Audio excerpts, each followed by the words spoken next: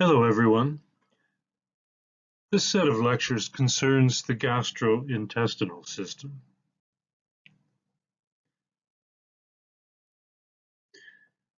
And here's a plan for where I'm going with this material. So I'm going to talk about the functions of the gastrointestinal system and then briefly introduce you to the basic wall plan.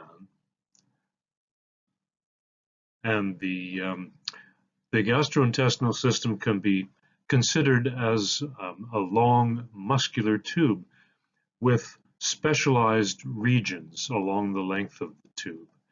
And the histology of the wall varies according to which part of the tube you're in, from the esophagus to the stomach, small intestine, and large intestine, and finally to the anal canal and the rectum. So I'm going to start by talking about functions. Basic functions, of course, the gastrointestinal system are to break down food, mechanical and chemical breakdown, and to absorb the monomers that result from that breakdown, and to excrete the material that can't be absorbed. However, there is also a major defense component associated with the gastrointestinal system, as we'll see as we go through. So here's a diagram 15.1 from your textbook, and it shows an overview of the gastrointestinal system. So we'll start with the esophagus. I'm not going to talk about the histology of the oral cavity. This is where a mechanical breakdown occurs. You chew your food, break it up into smaller pieces, and the smaller pieces then facilitate the action of digestive enzymes, which occur in the stomach. So the mechanically broken down food is transported then in small pieces with some lubrication from the saliva in the salivary glands in the oral cavity, down the esophagus, into the stomach. And so we see the beginning of the muscular tube associated with the whole length of the gut in the esophagus here. The stomach is just an expanded region of that tube with thicker muscles and a secretory function for the epithelium. Digestion partially is completed in the stomach, and then the food is passed to the small intestine here, a long narrow tube, and then finally to the large intestine here, and then excretion occurs. So the wall plan of the gut changes depending on where you are in the gut, changes by function, and so those regional specializations are reflected in the histology of the gut wall.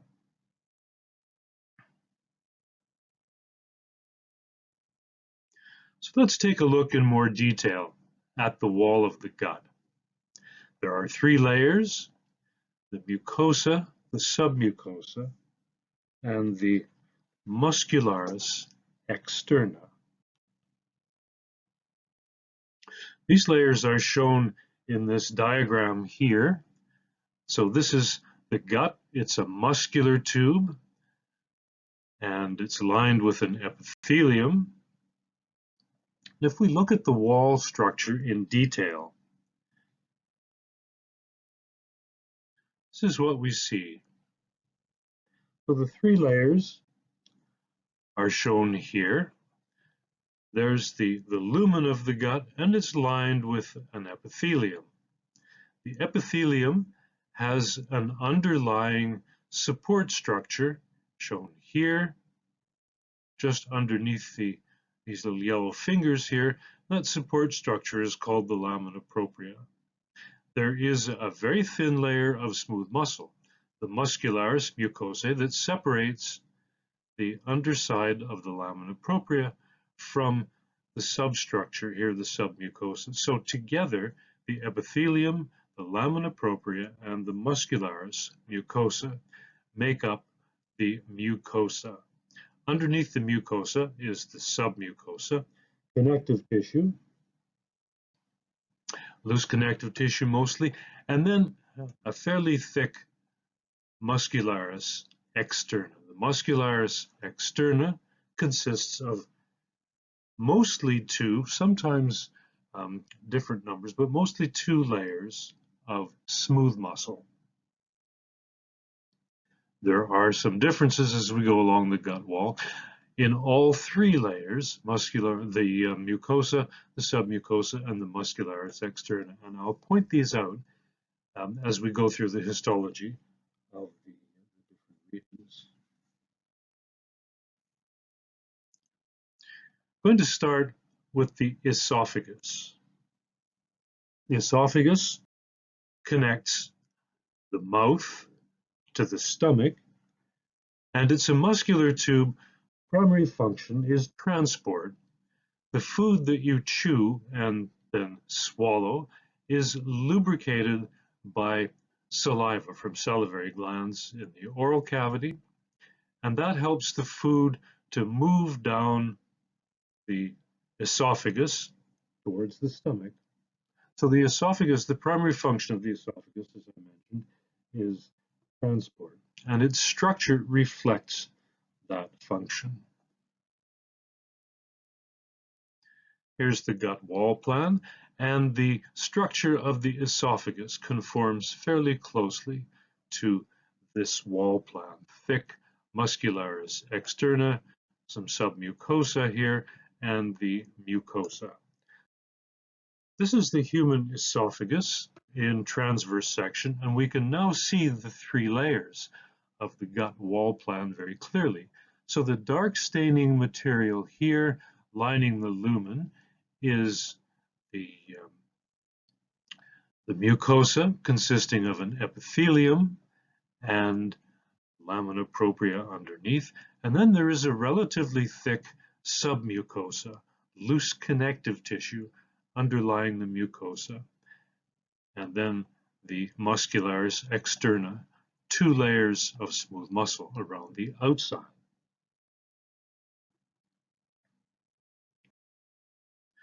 Here's a close-up view of the mucosa. The epithelium in the esophagus is stratified squamous epithelium. That epithelium is very similar to the oral epithelium lining the oral cavity, stratified squamous, so multiple layers, and a basement membrane that separates the epithelium, the basal surface of the epithelium, from the underlying lamina propria, the loose connective tissue that supports the epithelium underneath. The most basal layer of cells in this esophageal epithelium is a layer of cells that divide. These are stem cells.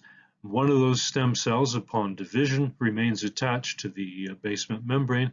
The other cell, the product of the division of these cells, becomes a member of the epithelium.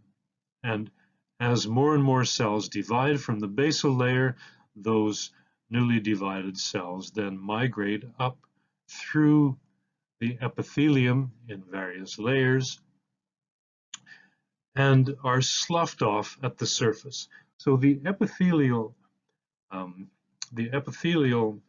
function in the esophagus is partly to resist wear. When you swallow food, there's going to be stress pulling and pushing on that epithelium and wearing off the outer surface. So this outer surface layer of cells, these squamous cells, are continuously renewed by division of these basal cells. So you get an entirely new esophageal epithelium over the course of about a month or so. So these are replaced regularly as the outer layers of cells wear off. The epithelium is supported by lamina propria underneath. This is loose connective tissue, so you can see it's not very cellular. It's got collagen fibers and elastin fibers in it, lots of lymphocytes as well as all the other cell types you'd expect associated with loose connective tissue. Vascular, very highly vascular tissue, some blood vessels you can see here. And you can just see a few layers of smooth muscle. This is the muscularis mucosa. So the epithelium is supported by this strong connective tissue, loose connective tissue, the lamina propria. If we take a look at a lower magnification view of the esophageal mucosa, there's the epithelium, stratified squamous epithelium. That's the borderline between the epithelium and the underlying lamina propria, consisting of loose connective tissue. And I want you to notice here these little bumps of lamina propria going up into the epithelium. These bumps are called papillae, and they are like little fingers of connective tissue extending up into the structure of the epithelium. This interface, being irregular, consisting of numerous papillae of connective tissue sticking up into the epithelium, provide an increase in the surface area for attachment of the epithelium to the underlying lamina propria. And this provides a greater opportunity for the strength of attachment of the overall epithelium to the substrate, having these little fingers, these little papillae of connective tissue. Remember, this is a high wear tissue. There's going to be a lot of stress pulling and pushing on that epithelium as you swallow your food. And besides being capable of withstanding wear by replacing the outermost, the apical cells, the epithelium is anchored solidly to the substrate so that it doesn't slough off under these circumstances. So these papillae act to increase the strength of attachment of the epithelium to the substrate. You can also see here in more detail the strands of smooth muscle, the muscularis mucosa, making up the border between the mucosa from here to here and the underlying submucosa. So this is an incomplete layer of smooth muscle at the boundary between the mucosa and the submucosa.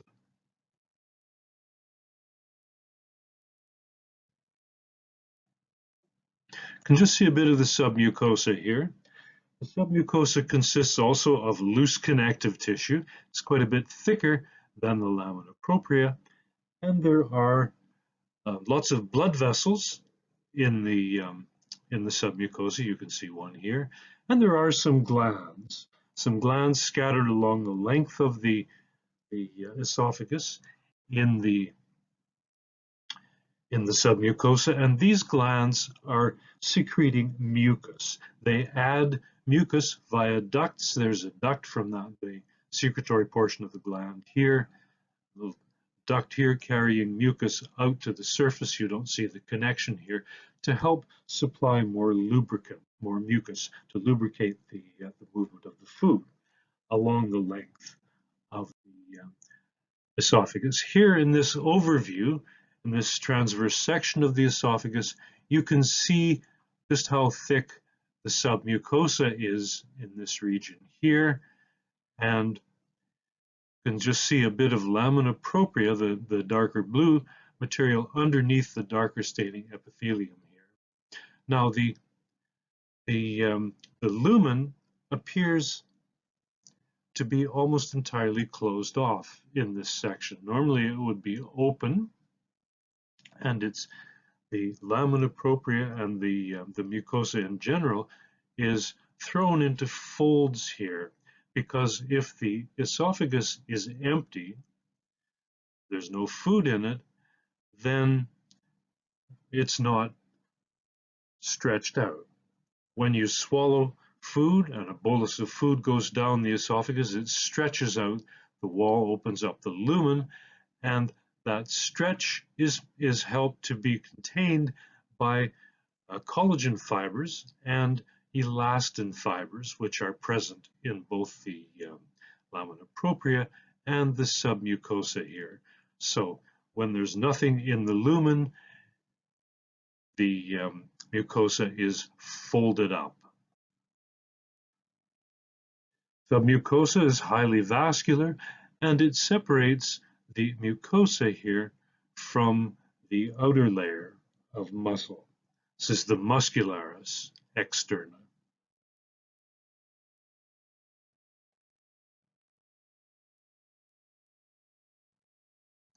Muscularis externa consists of two layers. You can see them quite clearly in this gut wall plan.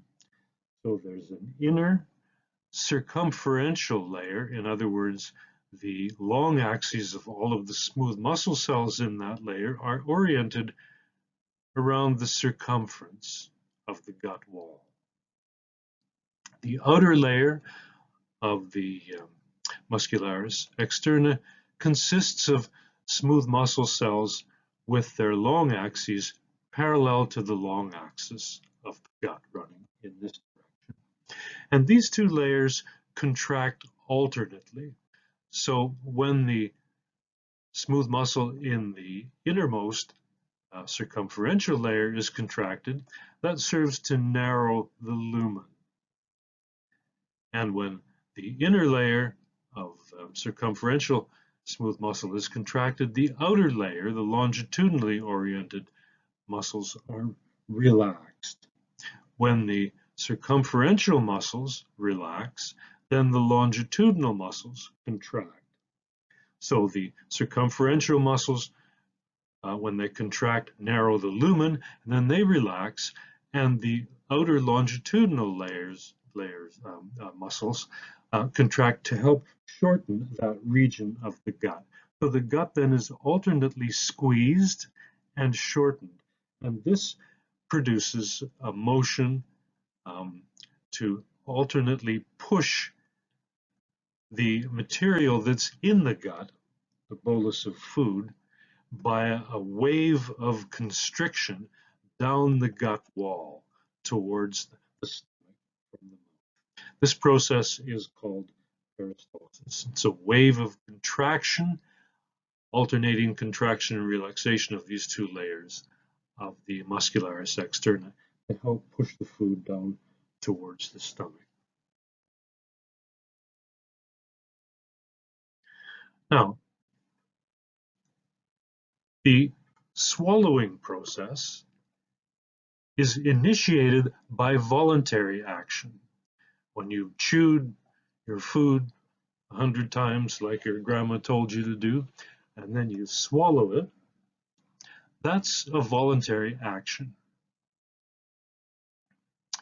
And the voluntary component of the initiation of swallowing is initiated by the upper 1/3 of the esophagus. And this consists mostly of striated muscle in those two layers of muscularis externa. So the upper third of the esophagus is under voluntary control. You initiate the process of swallowing voluntarily, and then by the time the food gets down to the midsection of the esophagus, the wall here consists of mixed striated and smooth muscle. And by this point, reflexes controlling the smooth muscle take over the swallowing process. And the peristalsis, those waves of contraction, push the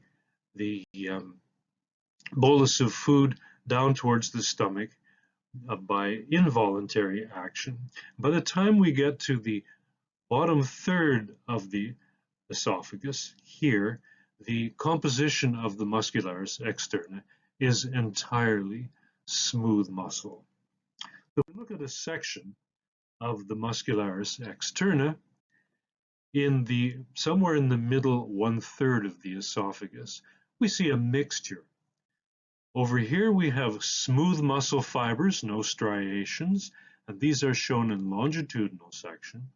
And over here we have some partial cross sections and some some oblique sections of striated muscle. These are skeletal muscle fibers. So there's a mixture of skeletal and smooth muscle fibers in the middle portion of the esophagus. And by the time we get down to the bottom third, the entire esophageal muscularis externa consists of smooth muscle.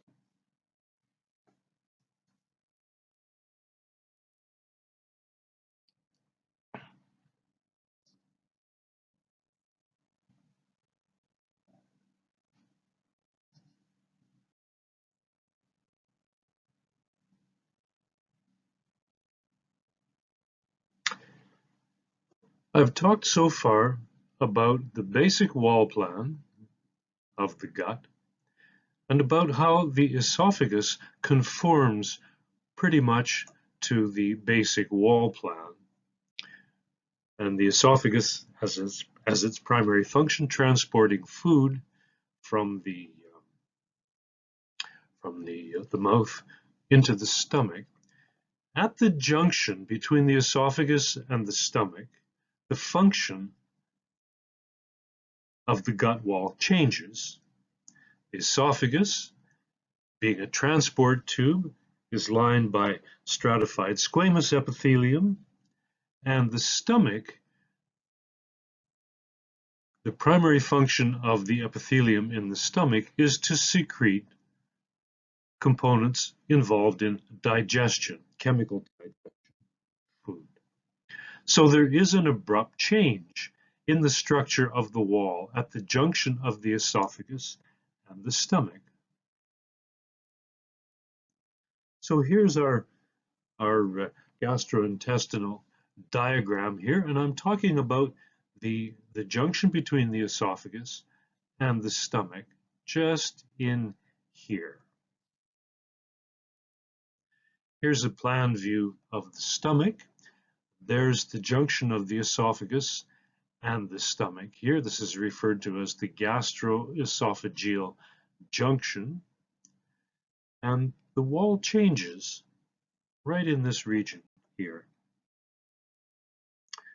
If you imagine taking the esophagus and the junction with the stomach, just at the beginning of the stomach opening here, and cutting it open and laying out the wall flat. So it goes from a hollow circular structure or a hollow tube to a flattened structure where you can see the inside of the tube.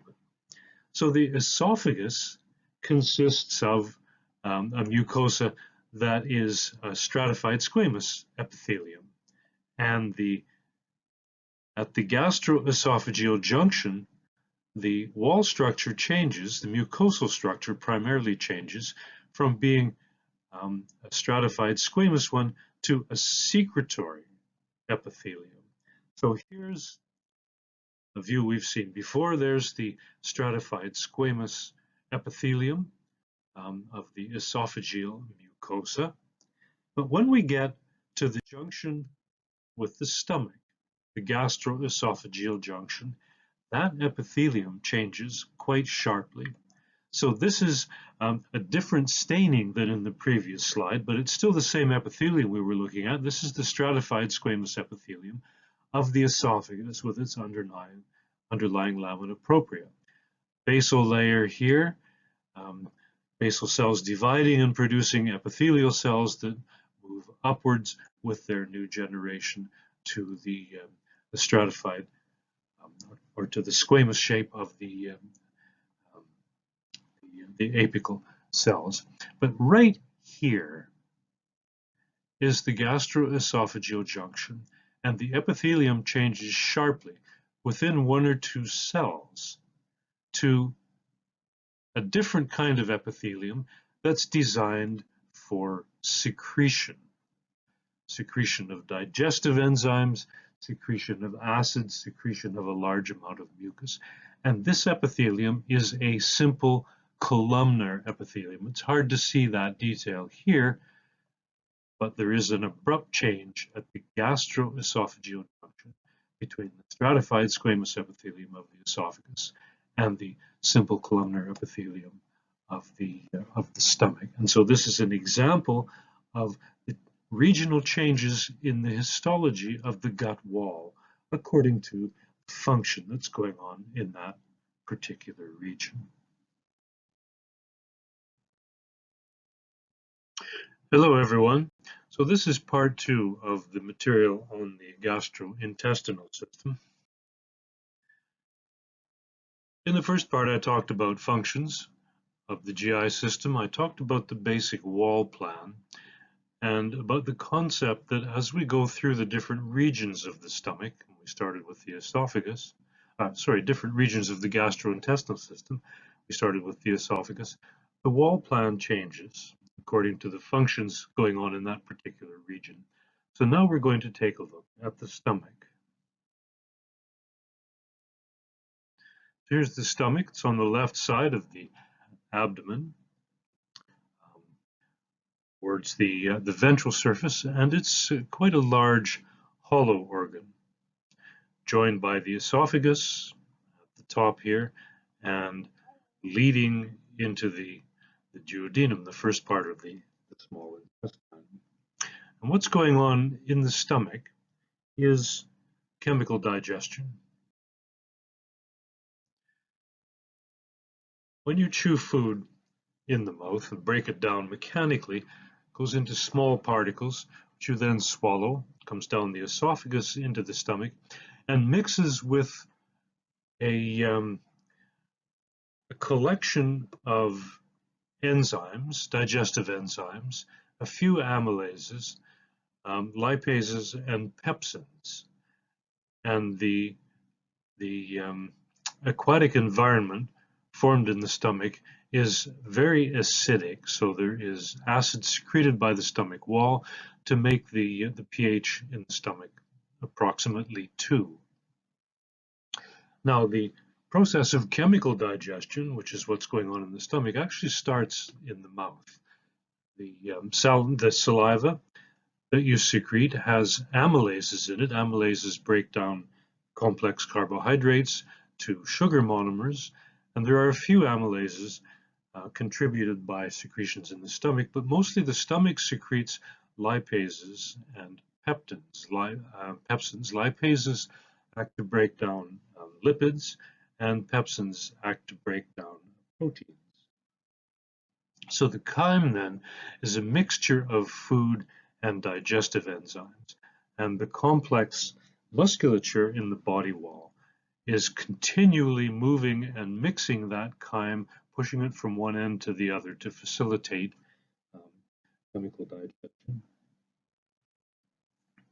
Now the layers are modified. The layers of the stomach wall are modified from the general gut plan in 2 ways. So the musculature, the muscularis externa, is more complex than the 2-layer body plan, wall plan, and the epithelium, instead of being a transport type of epithelium like in the esophagus, is now specialized for secretion. Here's a low power view of a section of the stomach wall. And one of the first things to notice is that there are these large folds in the wall. These are called rugae, and they consist of the mucosa, this region here, and some of the submucosa pushed up into these folds. And an empty stomach the wall is highly folded, but once the stomach fills up, it stretches these folds out as the stomach fills and the size of the overall stomach expands. So the mucosa is quite thick because the secretory epithelium is formed into glands, which penetrate deep into the tissue. So the epithelium is glandular. If we take a look at a diagram that shows in schematic form a portion of the stomach wall. Here's the stomach lumen, and these glands are formed by invaginations of the simple columnar epithelium of the surface deep to form tubular glands into the mucosa. So there's a tubular gland there. There's another one here. If we take a look at a plan view of these glands, this is what we see.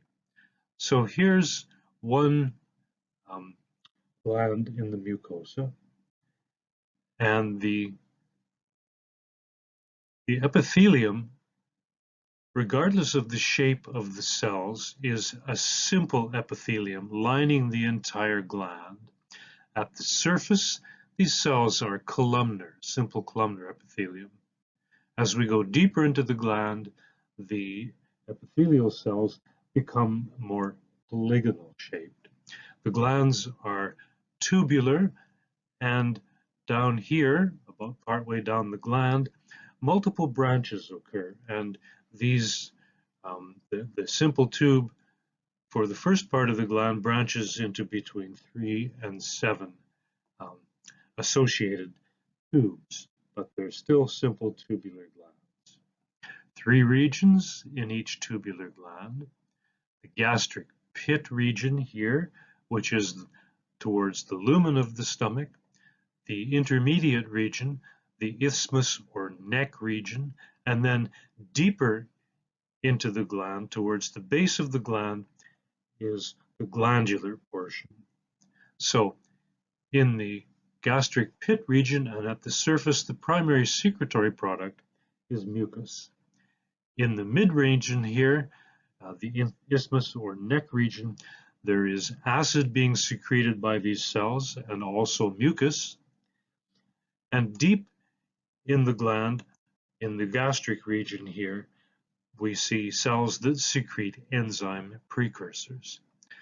Now, if you take a look at the micrograph here, it looks really confusing because these glands are quite long and they're twisted in shape in 3 dimensions, so that in any given thin section, you can't follow any individual gland very far down into the tissue. You can just see the beginning here of the gastric pit of a few glands, but mostly you have to tell what's going on by the staining properties and the shape of the cells in the different regions.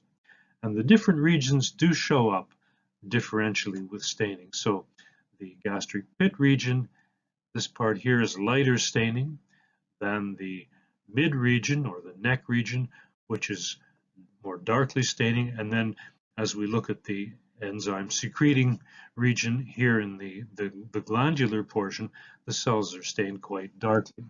But it's difficult to make out what's going on in a micrograph unless you have an idea of what the particular cell types are doing in those regions of the gland. So here are the cell types.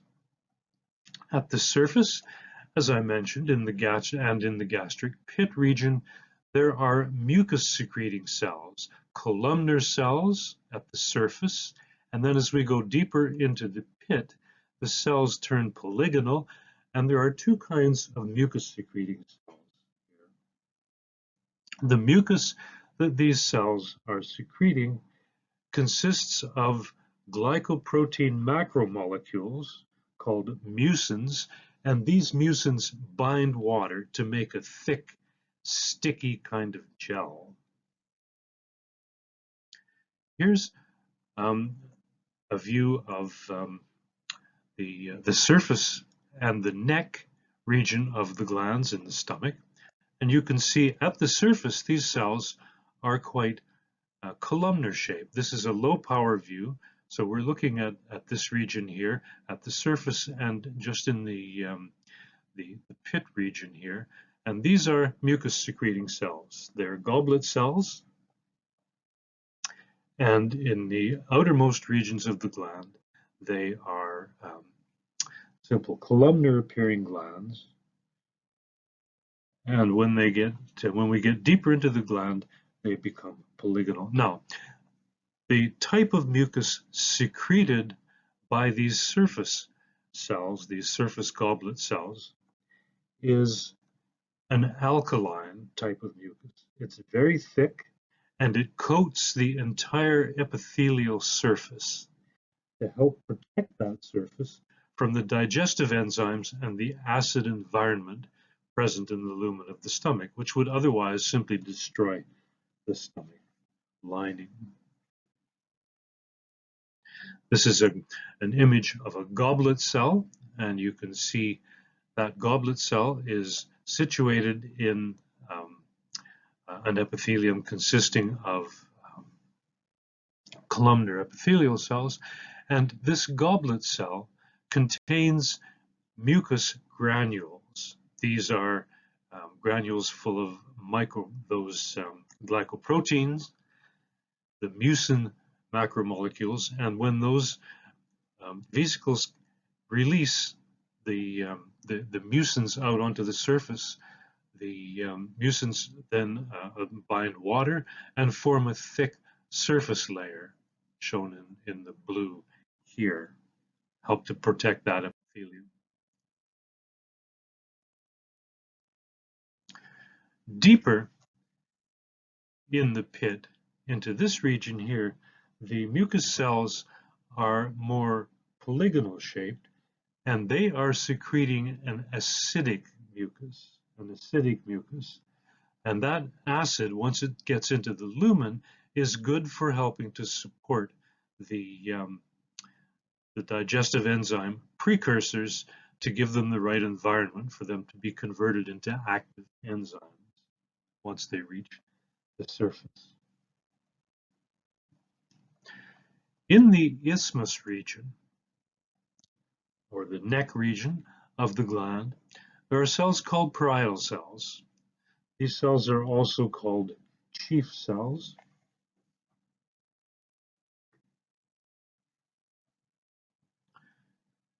And sorry, I have that mistaken.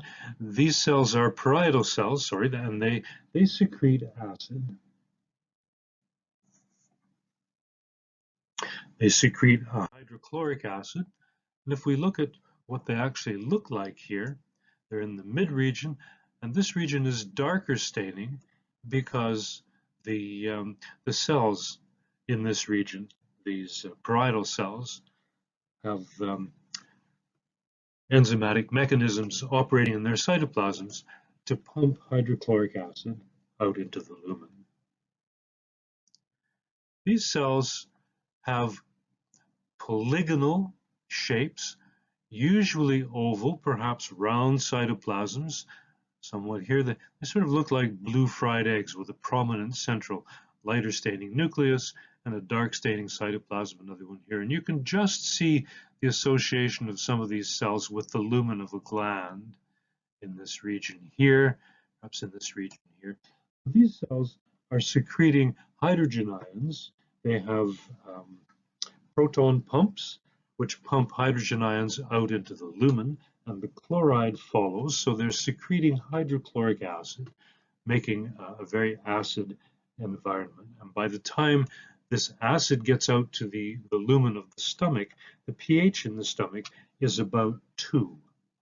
And the very low pH, very acidic pH, is designed to facilitate the action of the digestive enzymes that the stomach secretes. So these are quite large cells, nucleus central, usually circular or oval, quite prominent. These cells also secrete something called intrinsic factor. Intrinsic factor binds vitamin B12,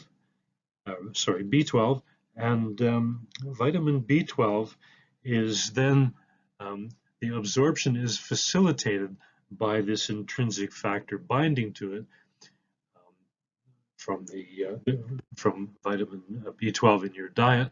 Once it gets into the small intestine, the intrinsic factor bound to the vitamin B12 helps it become absorbed by the body. As we continue down into the gastric gland region here, the histology changes again. So that the walls then contain a majority of cells called chief cells. These chief cells secrete digestive enzyme precursors. Digestive enzyme precursors. They secrete precursors for pepsins, which digest proteins into amino acids, and lipases, which break down lipids into triglycerides. So we're looking now deep into the gastric gland region here, down toward the base of these tubes. We see a very dark staining region, and it's hard to make out what's going on in detail. Even when you take a medium level or medium magnification view of this, it's hard to see what's going on. What you can see is lots and lots of dark staining regions at the base of some of these tubes. Look at this more closely, and there's the base of one of these glands, and in the walls are these chief cells, dark staining cells. Again, they're polygonal in shape. The nucleus is really obscured by the granules in these cells. And if we take a look at a high magnification view of the bottom end of one of these glands, you can see a bit more detail. You can certainly see some granulation in the cytoplasms of these cells. The brown regions here are the nuclei. The nuclei are pushed toward the outside of the gland, towards the basal membrane of that epithelium, and the cells themselves are full of zymogen granules. These zymogen granules are dark staining, and they contain the enzyme precursors, so they contain pepsinogens and lipases. These are released into the lumen of the gland and make their way up to the surface, where they are converted by additional enzymes in the stomach and the very low pH, which is also in the stomach, to become the active forms of these digestive enzymes, that is the pepsins and the gastric lipases. And these are respectively breaking down proteins into amino acids and complex lipids into triglyceride monomers. This is an electron micrograph of a series of chief cells. There's one here, there's another one here, surrounding the lumen at the base of one of these glands, and the light-colored vesicles scattered towards the luminal surface here in these cells are the vesicles that contain the digestive enzyme precursors. They'll be released out into the lumen and make their way up the gland lumen and out onto the surface.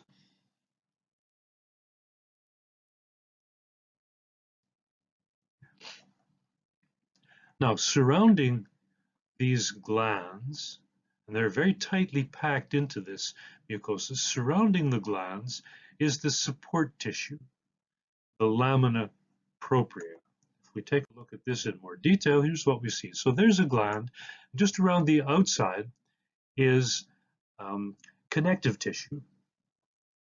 The connective tissue is loose connective tissue, and it's very highly vascular around the outside of these glands. And the glands are all packed in very tightly with a little bit of space filled up by the lamina propria in between them. It's hard to see the lamina propria in a low power magnification view of the mucosa here. Go to a higher magnification view like this one. You can see here are the secretory cells associated with the epithelium, and in between these glands is this darker staining, fairly highly cellular lamina propria tissue. Lamina propria, as I mentioned, is made of this connective tissue, very highly vascular, lots of blood vessels in there, and those blood vessels are needed to supply oxygen, nutrients, and fluids to these very actively secreting types of epithelial cells.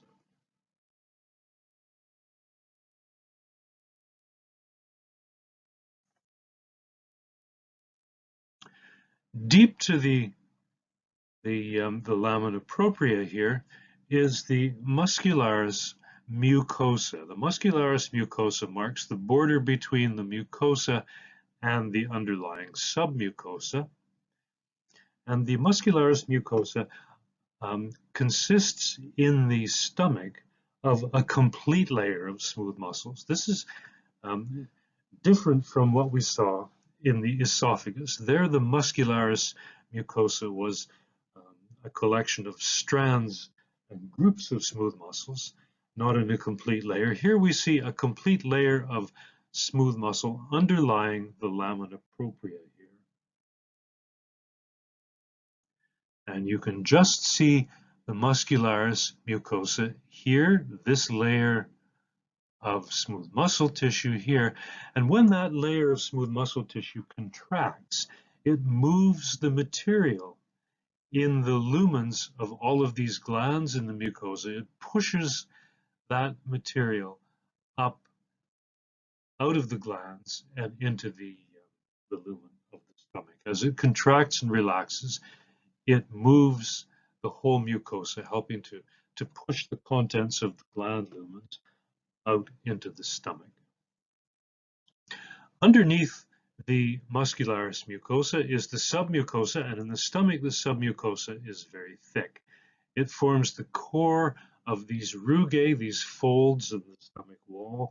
Of course, as the stomach fills up, these rugae will become flattened out, but still the submucosa remains very thick. Submucosa is loose connective tissue.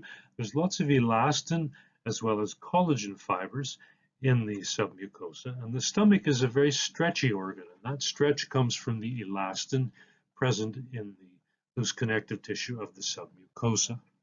The stomach can enlarge quite a bit as you keep on eating and fill it up. So the wall stretches out and expands. Again, highly vascular, lots of blood vessels in the submucosa. The muscularis externa, shown here, actually has three more or less distinct layers in it, as opposed to the regular gut wall plan, where there is an inner circular layer and an outer longitudinal layer. There are three layers of muscularis externa in the stomach wall. So here's the regular gut wall plan, and the outer longitudinal layer remains unmodified in the stomach, but the inner layer, where the muscles are arranged circumferentially, becomes modified, and some of these muscle fibers become oriented obliquely to the long axis of the two. So if we look at this diagram, here's what we see. There's the outermost longitudinal layer right under the connective tissue around the outside of the stomach, and those muscle fibers are running along the length of the stomach. The middle layer in the stomach is now oriented circumferentially, so those myocytes have their long axes running around the circumference of the stomach, and the innermost layer, the oblique layer, is a modified portion of the circular layer in the middle, and those muscle fibers are running obliquely.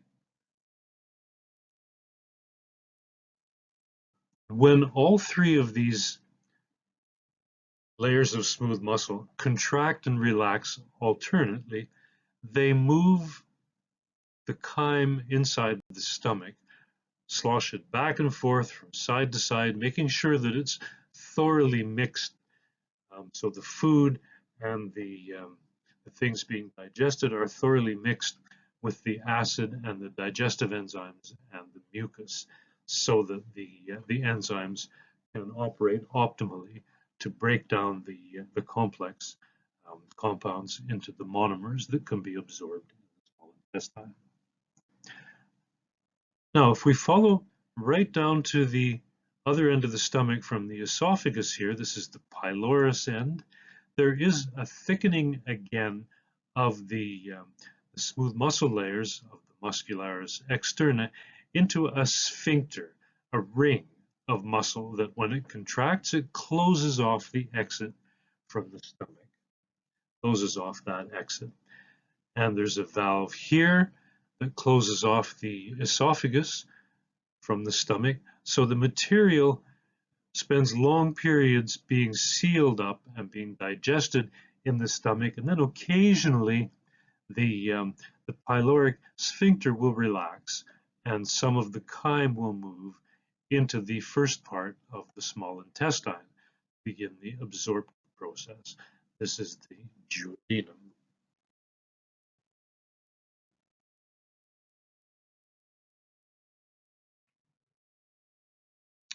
Hello everyone.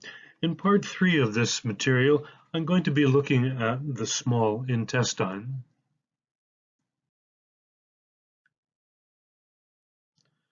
Now, the small intestine has 3 regions, the duodenum, the jejunum, and the ileum, and these vary by function and therefore by histology. But before we get into the details of these 3 regions, I'm going to take an overview of the small intestine as a whole and talk about some of the general features that follow all the way through the small intestine. The primary function of the small intestine is absorption. And so the mucosa then is specialized to increase the surface area for absorption. This happens in several ways.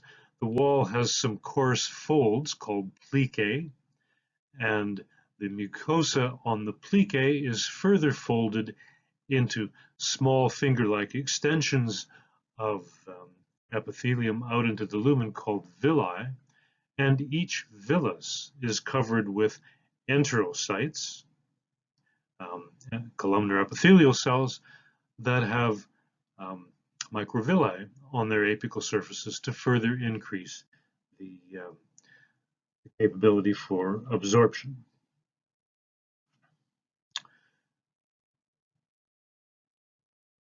Small intestine is about 5 meters long. It's a muscular tube like the rest of the gut. Again, primary function is absorption, and we will look at the 3 regions in detail along the length of the small intestine once I've talked about the rest of the general features.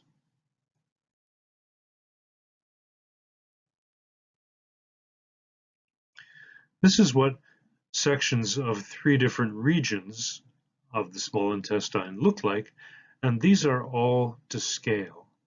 So the duodenum closest to the stomach is where the chyme from the stomach first enters the small intestine and the absorption process begins. This is the jejunum, and you can see that there is a difference in the general wall enfolding in the jejunum relative to the duodenum, and then the ileum is the furthest along towards the large intestine.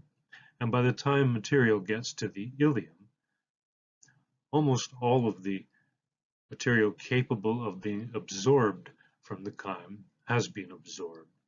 So you might think about why, on the same scale, cross sections of different regions of the small intestine get smaller in lumen size as you go along the length of the small intestine.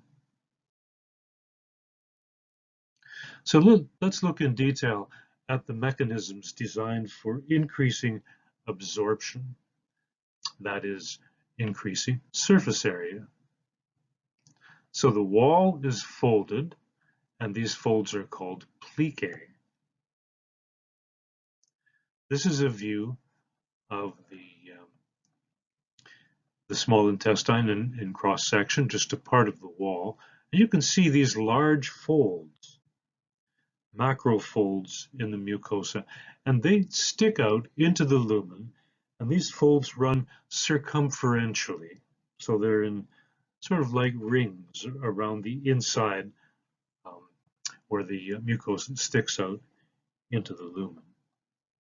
Now there is a core of submucosa within each of these plicae, and along the surface of each of these plicae, you can see a number of little extensions sticking out into the lumen.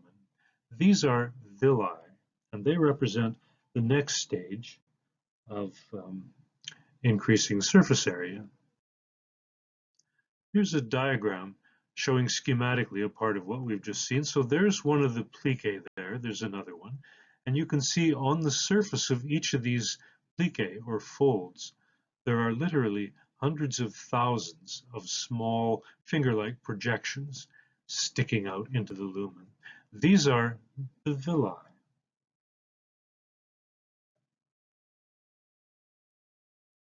And each villus, that's a villus there, another one here, another one here. Each of these villi is covered with a simple columnar epithelium. So this acts to increase the surface area for absorption for this epithelium itself. Take a look in detail at one of these villi, and here we see the cells of the epithelium itself.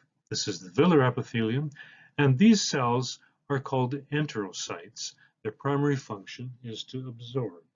So they are columnar epithelial cells. So together this epithelium forms a simple columnar epithelium.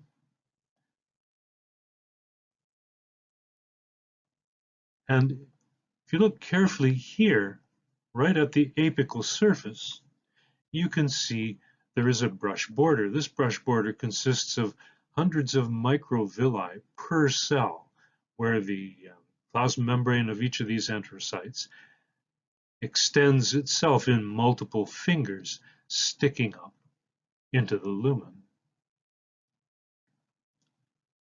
These cells are responsible for absorbing the digestive, the product of digestion, monomers, lipids, and amino acids, and sugar monomers. Here's an electron micrograph of part of an enterocyte, and you can see at the apical surface here, it's the nucleus there, cytoplasm, at the apical surface here, we see a whole series of folds of the plasma membrane. These are the microvilli that increase the surface area of that membrane for absorption. Now, lipids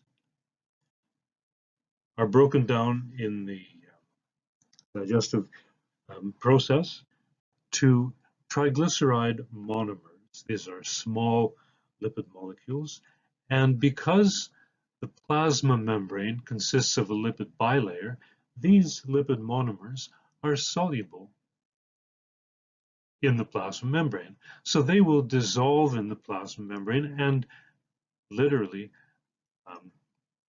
diffuse across the membrane into the cell and through the membrane on the other side and out into the lamina propria, the loose connective tissue underlying the epithelium. The other types of monomers that are absorbed, though, carbohydrate monomers, simple sugars, and protein monomers, which are the amino acids produced by breakdown of proteins by pepsids, they are transported by active transport mechanisms. Pinocytosis, which takes some of the material just around the outside of the microvilli here and makes a vesicle out of it, brings it inside the cell and transfers it across to expel it on the other side. So active transport is involved in transporting carbohydrate and protein monomers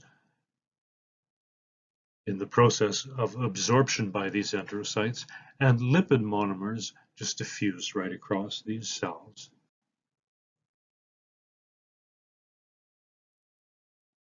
Now, in between villi, there are glands.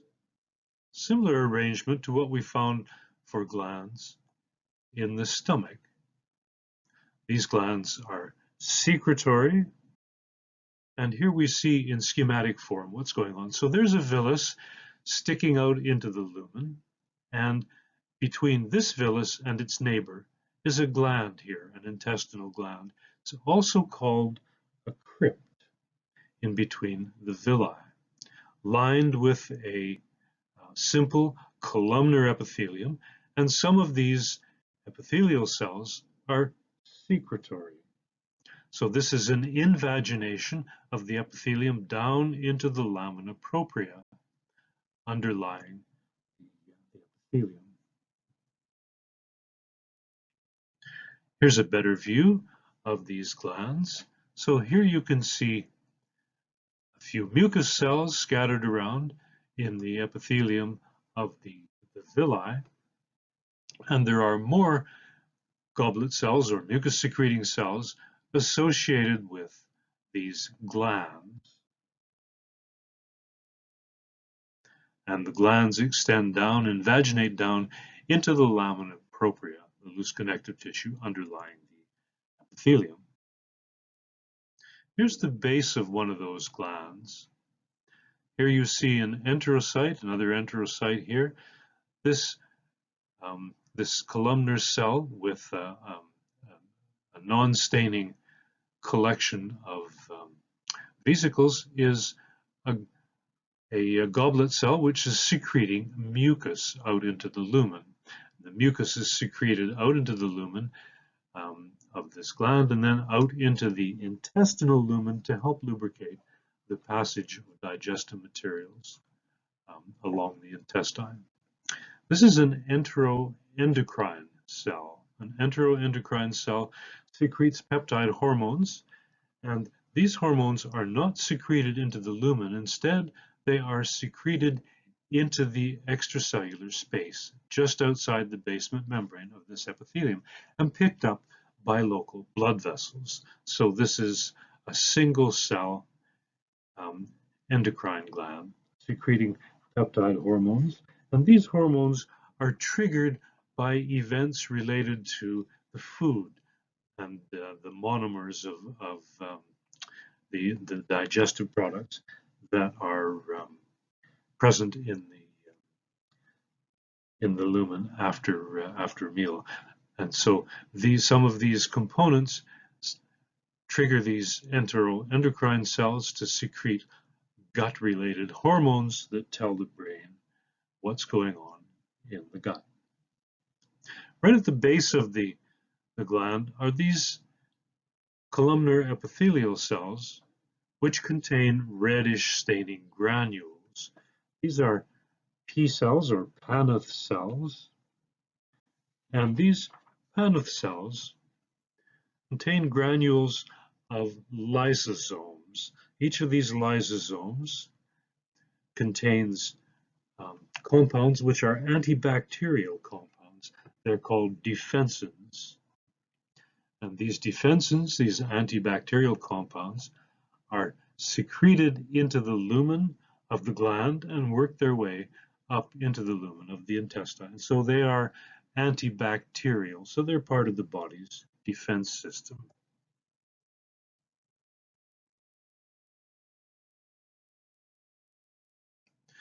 There is a lamina propria, quite extensive lamina propria in the small intestine, highly vascular, and it makes up the core of the villi. Here you can see lamina propria in the core of this villus, and it's also present in between the glands, composed of loose connective tissue, again highly vascular.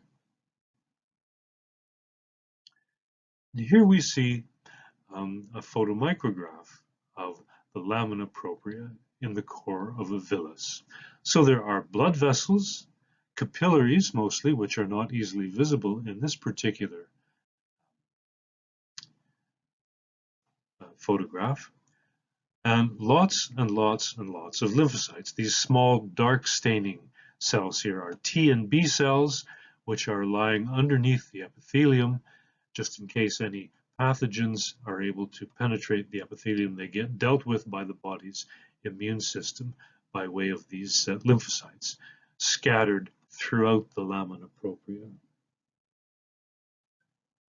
There are also strands of smooth muscle in the lamina propria. You can just see some of them running along the length of each of these villi here. And these smooth muscles, when they contract, help to move the villi around in the lumen to help expose the epithelium to new digestive materials. Let's look at the function of some of the items in the lamina propria. So the blood vessels in the lamina propria are capillary beds, extensive capillary beds connected to larger blood vessels in the lamina propria underneath the epithelium, and those in turn are connected to larger blood vessels in the submucosa here. Now, I mentioned that the enterocytes making up the epithelium absorb by active transport amino acids and sugar monomers, and these end up in the extracellular space in the lamina propria, and they are then picked up by the capillary beds in the lamina propria. The capillary beds are made up of fenestrated capillaries, so they can easily absorb those monomers. The lymphatic vessels, and there are lots of lymphatic capillaries in the core of the villi. Those lymphatic vessels are the targets of the lipids that have diffused through the epithelium. They end up being picked up by these lymphatic capillaries and carried off to the central circulation via larger and larger lymphatic vessels. The other major component present in the lamina propria, in the core of the villi, as I mentioned, is strands of smooth muscle. And when these smooth muscles relax and contract, they make the villi wave about in the lumen, thus exposing the epithelium to continually renewed digestive products. There is also a muscularis mucosa, making up a distinct and complete layer underneath the lamina propria of the small intestine. And the muscularis mucosa, when it contracts, also helps to move the whole sheet of villi around.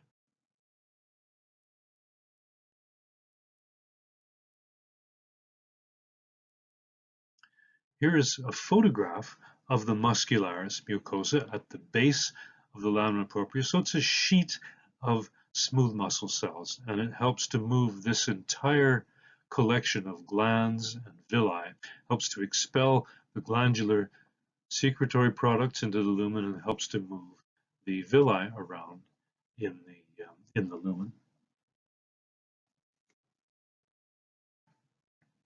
And underneath the muscularis mucosa here, you can see elements of the submucosa. The submucosa consists of loose connective tissue and is overlain by the muscularis externa, two layers of muscle. So here's the submucosa in this low power view of the entire small intestine wall. It's the submucosa there, consisting of loose connective tissue, very highly vascularized, and makes up the core of the plicae, as well as underlying all of the plicae in the wall here. acts to provide support and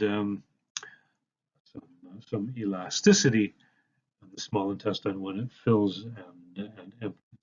And the blood vessels in the submucosa connect with and drain the blood vessels, or drain and supply the blood vessels in the lamina propria cores of all of the villi. The muscularis externa again consists of two layers according to the basic gut wall plan. And if we look at this in more detail, we see that there's an inner circumferential layer of smooth muscle with the long axis of the cells oriented circumferentially around the lumen of the small intestine, and an outer longitudinal layer with the axes of these smooth muscles running along the length of the small intestine. And these two layers contract and relax alternately. So they're alternately squeezing the lumen of the small intestine narrower, and then when that set of smooth muscles relaxes, the outer longitudinal layer contracts and helps to shorten that area of the gut. Together, these two movements produce the peristalsis that helps to move the material in the lumen along the axis of the lumen.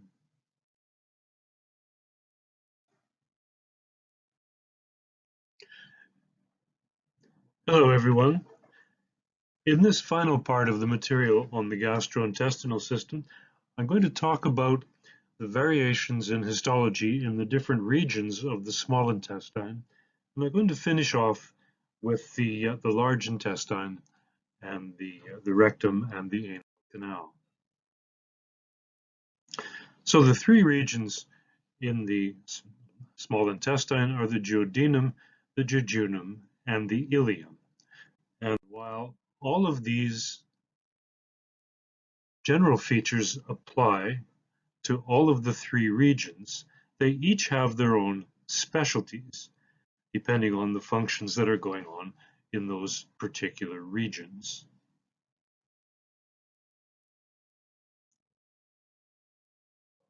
So here are sections of the small intestine, the different regions, and they're all taken to the same scale. So the duodenum has the largest luminal area, and it's the closest to the stomach. The jejunum is the midsection of the small intestine, and it has the medium-sized lumen, and the smallest lumen area is found in the ileum, which is the last part of the small intestine before it joins the large intestine. So I mentioned to you when I first showed you this image that you might think about why the cross-sectional area of the lumen is changing. Well, you have probably guessed the answer by now. What's going on here is, of course, that the material that is going into the duodenum from the stomach contains the most monomers that could be absorbed by the small intestine. And as the material traverses along the length of the small intestine, more and more of that material is being absorbed. And so as we go from the duodenum to the middle section, the jejunum, and into the last section, the ileum, there is a smaller cross-sectional area in that traverse because there is less overall material in the ileum by the time the material gets to the ileum. And what's left in the ileum really is indigestible material, things that could not be absorbed across the small intestine. Let's take a look at the duodenum. The duodenum receives the contents from the stomach. And that junction is shown here. There's the stomach. There's the first part of the small intestine, duodenum here, and that's that junction. Now, the passage of material from the stomach into the duodenum is intermittent. the diameter of this ring of muscle here is very small. This pyloric sphincter is normally contracted to prevent material from moving from the stomach into the duodenum or from the duodenum back into the stomach. And intermittently, that pyloric sphincter will open and allow material to pass from the stomach into the duodenum. Now, by the time that material gets into the first part of the duodenum, the digestive process is not finished. And this is actually pretty nasty material if you think about it. It's full of digestive enzymes, active digestive enzymes, a pH of about 2. And so the digestive process is still going on here. And to make matters worse for the epithelium of the duodenum, there are additional digestive enzymes added to the lumen of the duodenum to make sure that the digestive process gets completed. So here's a view of the duodenum here, and you see it's folded around the end of the pancreas here. The pancreas, about 99% of the pancreas, is involved in generating extra digestive enzymes, pancreatic juice, that are passed to the duodenum by this duct here and combining with the duct here shown in green, which is the common bile duct. So together, these two ducts are opening into the duodenum. The pancreatic duct is providing precursors for additional digestive enzymes which will become activated in the lumen of the duodenum and help to complete the chemical digestion process. The common bile duct, which is coming from the bile gland and before that the liver, is carrying with it bile, and the bile is a liquid that contains bile acids made in the liver. Bile acids are designed to emulsify fats. What that means is that any fats that have made it through in large lumps into the duodenum become broken up by the action of bile acids into smaller and smaller fat droplets. This increases the surface area available for lipases, the digestive enzymes that break down fats, to act, so to provide more efficient digestion of lipids.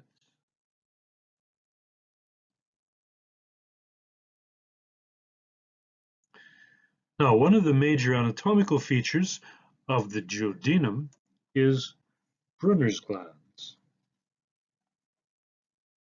Brunner's glands are very large mucus glands. So here we see the portion of a wall of the duodenum. This is a plica. We already know what a plica is. It's a large infolding of the mucosa and submucosa into the lumen of the gland. And so this plica has as its core a submucosal region, which is almost completely filled with the secretory portions of a mucus gland. This is a very large mucus gland called Brunner's gland, and it has ducts, occasional ducts, which carry the mucus that it's secreting into the out of the gland and into the lumen of the duodenum. So here's a close-up view of a few villi on the surface of that plica, and underlying the villi in the region of the submucosa is a compound branched mucus gland. This mucus gland is secreting mucus into the lumens here, and all of those lumens of the secretory portions of the gland will combine to bring mucus into the duct. And the duct is here, but you can't see the opening out into the lumen of the duodenum because it's out of the plane of section.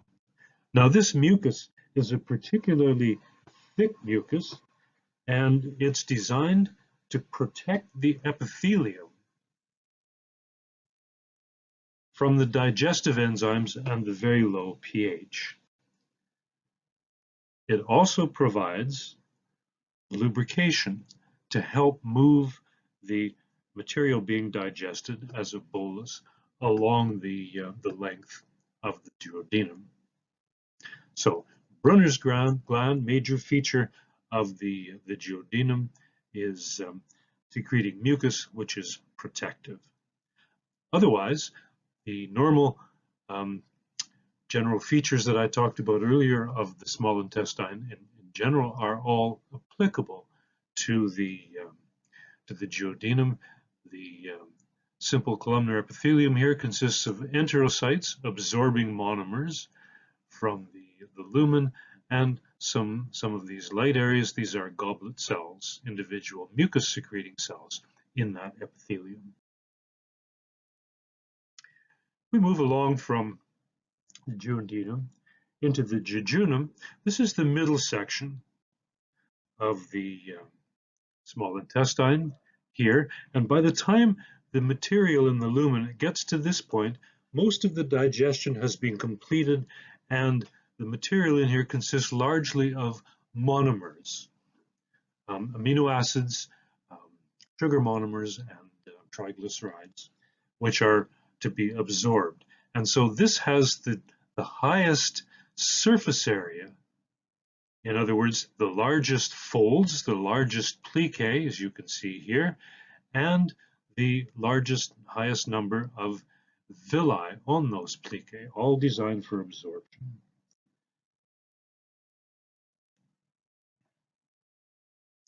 And this image is taken from the jejunum.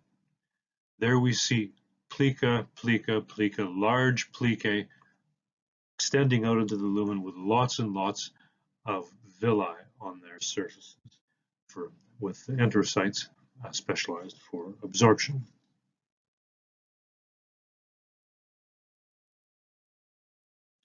The third region of the ileum, the third region of the small intestine is the ileum, and by this point, the material in the lumen has had nearly all the monomers absorbed by that point. So what's left in the lumen is mostly indigestible material, which couldn't be broken down, and is about to be passed into the large intestine for elimination. And since most of the monomers are now gone, really indigestible material and a whole host of pathogens that may have come in when you ate something into your mouth and into the gastrointestinal tract are left over, the ones that could survive the digestive enzymes and the low pH and so on. So those pathogens are in relatively high concentration now in the ileum. And should they invade the epithelium and get through into the lamina propria and the submucosa, the ileum has the highest concentration of lymphocytes anywhere in the small intestine. In the lamina propria here, and in the submucosa. And you can see there are several lymph nodules having formed here where B cells have proliferated because they were activated by pathogens that got through the epithelium. So these lymphocytes are part of the mucosa-associated lymphatic tissue I talked about when we discussed the lymphatic system earlier, and they respond by forming collections of lymph nodules. These are called Peyer's patches in the ileum. So the ileum is specialized for defense, as well as performing all the other general functions of the rest of the regions of the small intestine. Once the material passes through the ileum and gains access to the large intestine, it consists almost entirely of indigestible material, which will now form fecal material for elimination from the from the body, and water and salts. So here's the large intestine. Large intestine is in the anterior portion of the lower abdomen, here and here and here, and it has three parts to it. We see the ileocecal valve here. There's the ileum, and material from the ileum will pass occasionally through the sphincter, controlling the flow of material into the large intestine. That material will then move slowly up and across and down through the various segments of the large intestine until it reaches the rectum and then is finally eliminated through the anus. So the diameter of the large intestine is very much larger than that of the small intestine, but it's shorter.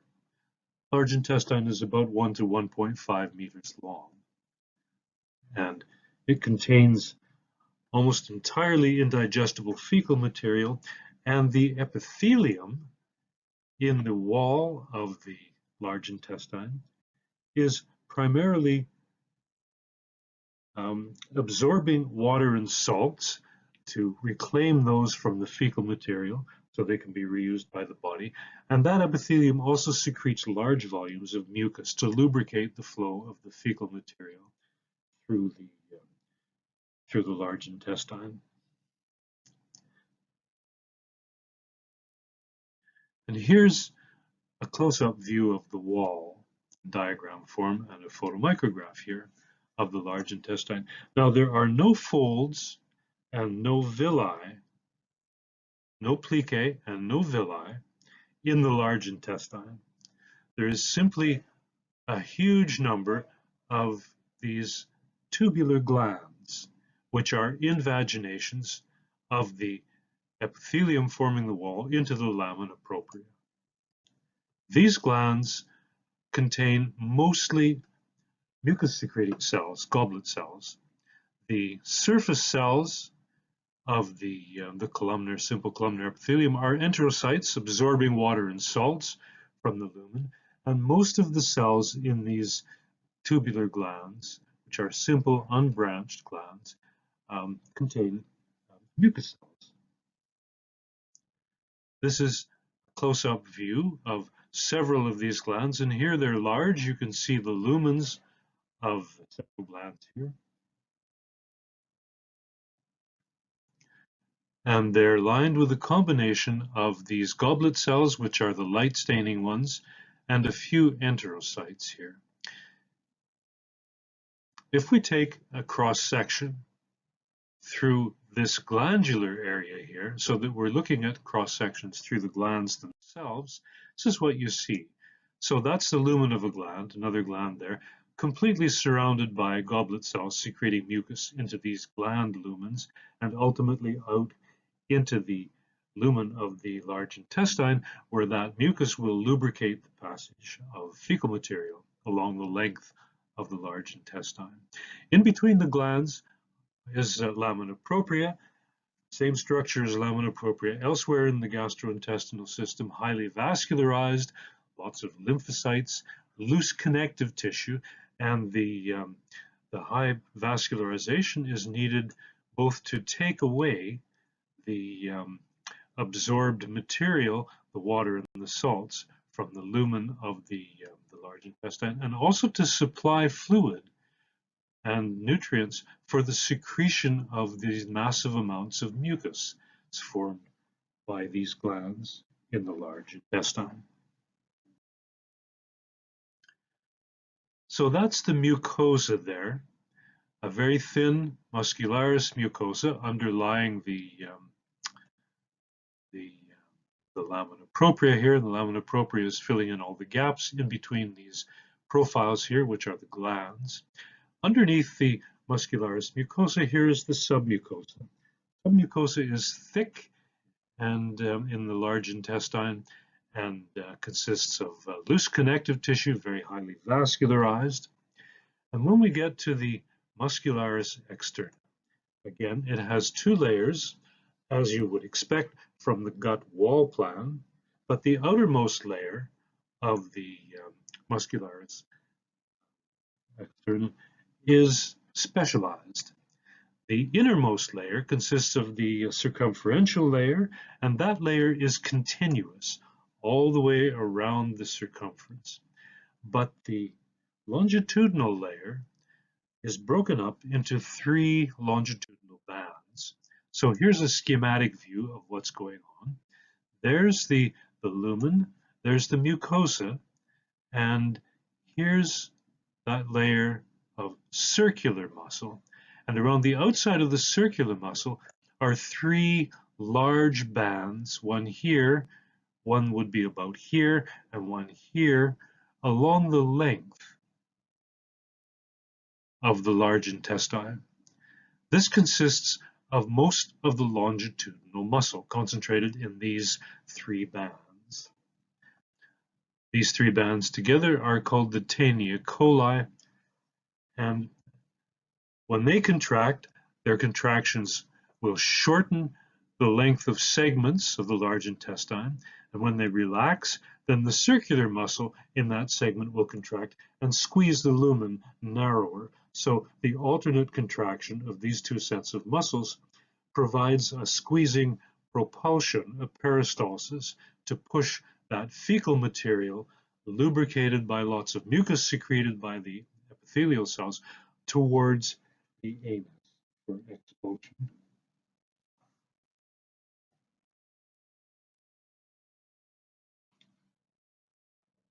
That material ends up first in the rectum and then in the anal canal. So the rectum is the last part of the large intestine. It's a short, straight tube that has the same wall structure as the rest of the large intestine. And the end of the rectum is closed off normally by a sphincter in the region of the anal canal here. This is a diagrammatic view of the end of the rectum where it joins the anus, and there is the anal opening to the outside. So the rectum has the same wall structure, as I mentioned, as the large intestine, and when we get down to the junction between the rectum and the anus, 2 major anatomical things happen. One is that the longitudinal smooth muscle enlarges in a ring right at the recto-anal junction here, and that ring forms the internal anal sphincter, which is smooth muscle that's under involuntary control, and it normally is contracted, so it keeps the rectum closed off. There is another layer of muscle around the outside, which is the external anal sphincter, and that is striated muscle, skeletal muscle, so it's under voluntary control.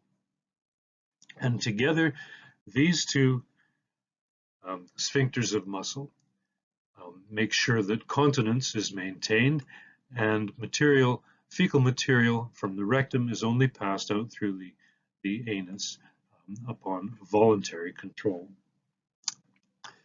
The other major anatomical feature that occurs at this junction is that the epithelium changes. So the epithelium in the rectum is a simple columnar epithelium like the rest of the large intestine.